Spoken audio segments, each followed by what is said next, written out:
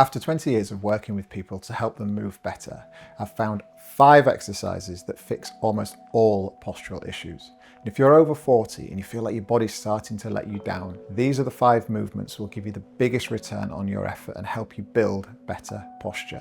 And the last one is a brain-based technique that ensures that your nervous system is working with you, not against you. So the first one is the TYI Cobra. This covers a whole variety of sins from lower back, upper back, and even shoulder health. Let's start in the I position because it's the hardest one of the 3 positions we're going to do in this movement. So hands straight overhead, and with your arms straight above you, you're going to think about lifting your hands away from the ground. The chest will follow. Keep the elbows straight and the neck neutral. So don't be tempted to look up towards the hands. Keep your gaze down. You're going to hold this position for 10 seconds before we move to the next position. If it is difficult for you in this I position to even have your arms overhead or to get your hands away from the ground at all, then skip this for now until we develop more thoracic extension. So moving on to the Y position, so the arms are out at 45 degrees relative to the body. The thumbs are pointing up towards the ceiling or the sky still. And then again, we're going to think about lifting those hands up. You're going to hold this position again for 10 seconds. We're working slightly different muscles on the upper back now. So that's why we're in this Y position, and it just slightly reduces the lever on the back. So after 10 seconds, we're going to move into the T position. Keep those thumbs pointing up towards the sky.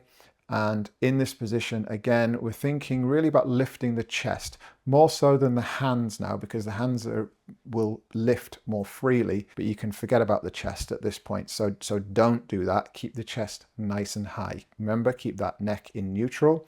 Then you're going to go down, you're going to rest for 10 seconds, and then we're going to repeat the whole process one more time. So the second exercise, horse stance horizontal. What we're going to do with this one, we're going to draw the belly button in towards the spine to begin with. That's going to help to stabilize the trunk. Then we're going to lift the leg and the arm, opposite arm and opposite leg, out, leg straight out behind you, arm out at a 45-degree angle.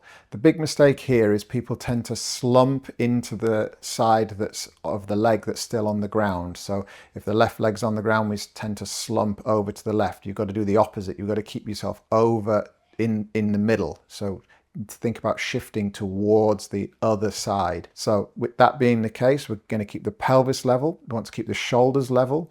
And after 15 seconds, we're going to switch over to the other side.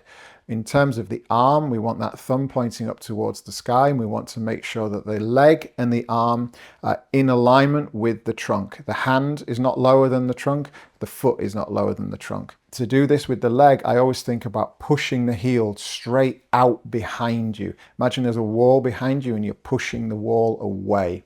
Hold this 15 seconds per side, 6 times round, and then take a 30-second break.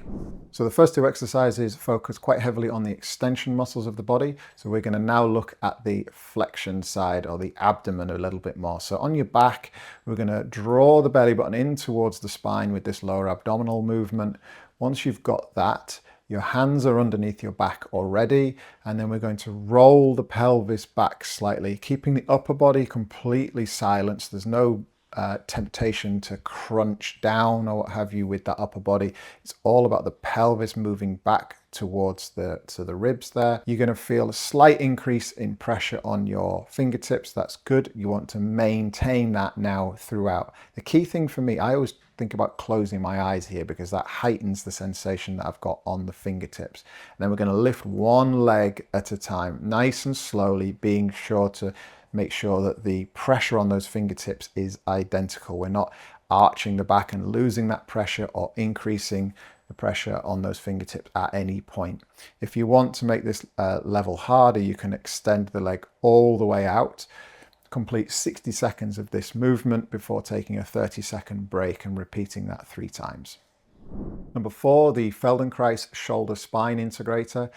The number of people that are over 40 that I work with that don't have adequate rotation through the spine or the sacroiliac joint, so that triangular shaped bone at the base of the spine that doesn't move freely between the pelvis, is phenomenal.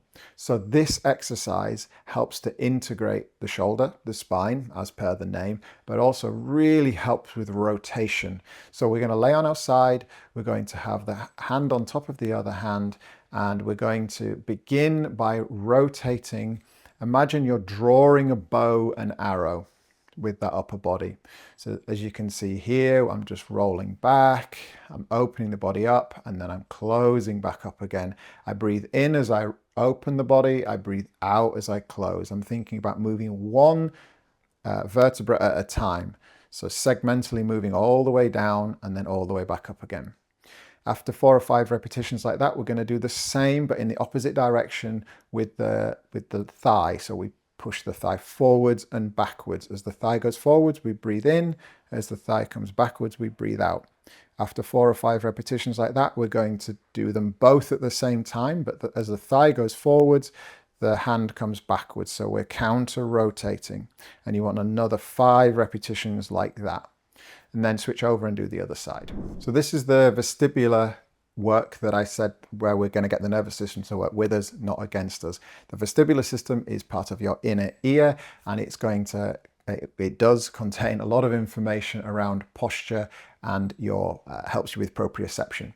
So both eyes closed, and then you're going to rotate the head to one side 3 times.